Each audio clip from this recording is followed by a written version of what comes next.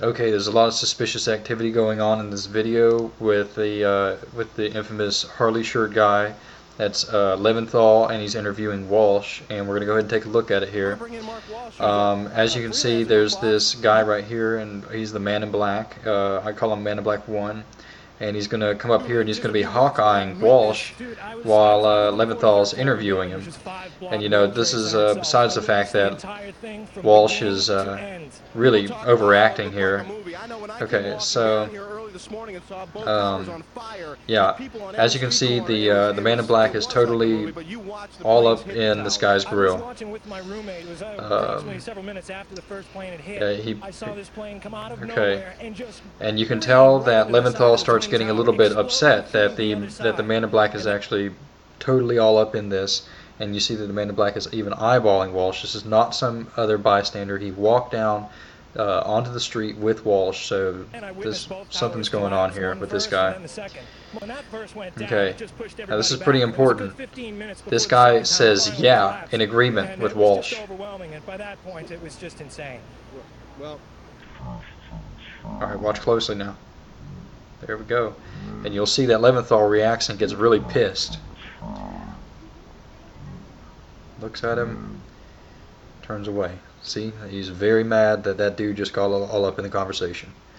Okay, he even tilts his head like, what the hell am I doing this for? Alright. Then people started to really be concerned. Obviously, there were people in the building at the time of this, Okay, yeah, this is Man in Black number 2. He's going to come up, and they're going to act like they don't know each other. All three of these guys know each other. All right, and Man in Black 1 has now put his hand up to his ear as though he had a earpiece in.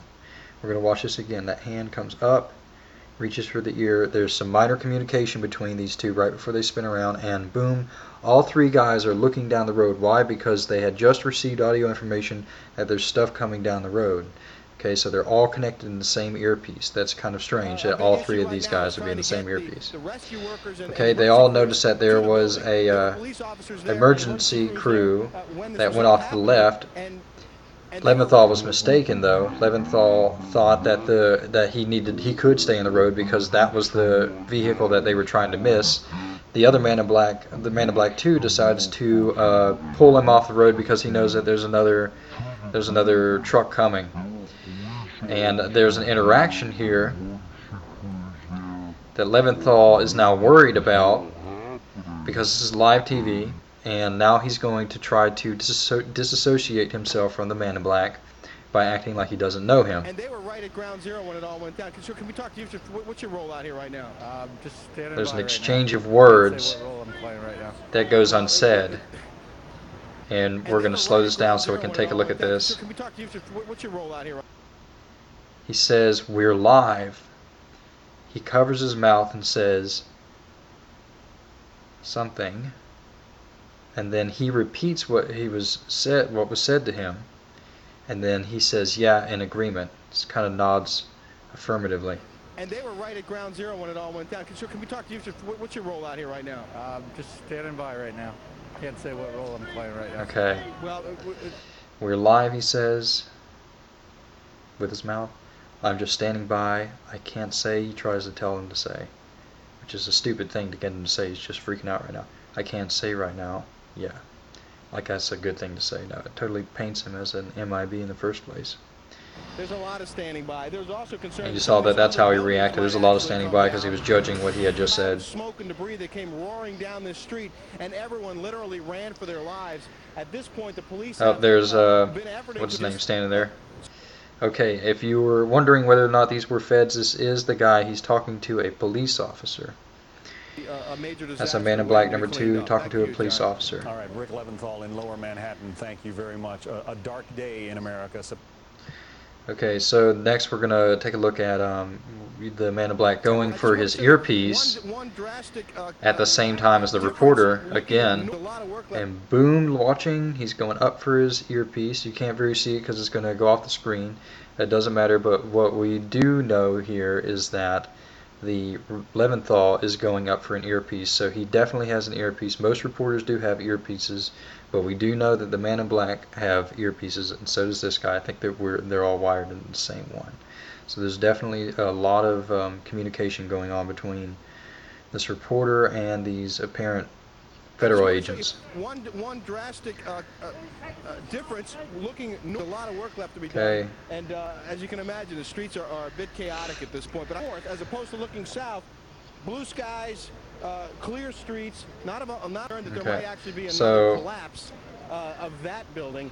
And I can also tell you that when we right over first got here, here, we're Man a in few blocks Black up, we could number actually see 1. debris from one of the planes on the street. A huge gear at one point, looked like a piece of an engine at another point. Seems to eat So something. that It looks like he debris might is be still a eating piece of an yogurt or engine something at like another that. I don't point. know what's going So on over here. that debris is still littering Kind of a that strange area, time to eat yogurt.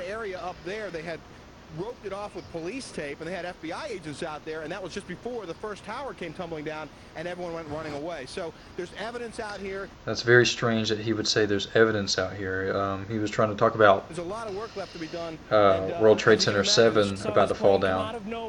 This guy's acting is terrible. It was like they pre-rehearsed this, and he thought that people's reactions would be like, oh, this was so cool. Well, no, I mean, people's reactions were much more serious than this. Mostly due to structural failure because the fire was just too intense. Obviously, there were a lot of And people here inside they're the helping building each at the other time. out. Two guys from the 7th precinct. Yeah, see, he forgot some lines, and now he's being helped out. Those guys are all right there at ground zero when those things went down.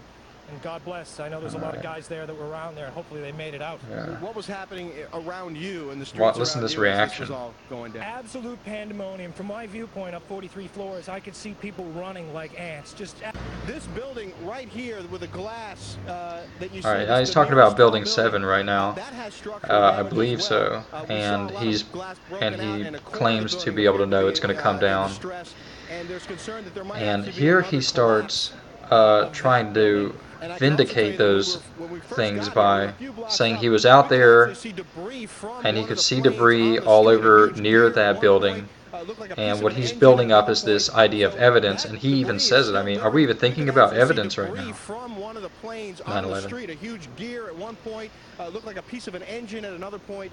So that debris is still littering that area up there. They had roped it off with police tape, and they had FBI agents out there, and that was just before the first tower came tumbling down and everyone went running away. So there's evidence out here. There's a lot of work left to be There's done. evidence out And, here. as Oh, you can that's imagine, the what you were streets trying are to a bit do. chaotic at this point. But I just want to show you one. Yeah, so there you go. All right, so it's completely suspicious. I mean, these guys, I mean, Leventhal and Walsh, I mean, we definitely have a lot of Israeli, excuse me, we got Jewish guys over here that are not only running Fox News, running these interviews, and collaborating with U.S. agents. So we see a synthesis between the U.S. and Israel that they're attempting to make this a false flag operation to bring us into wars against the enemies of Israel.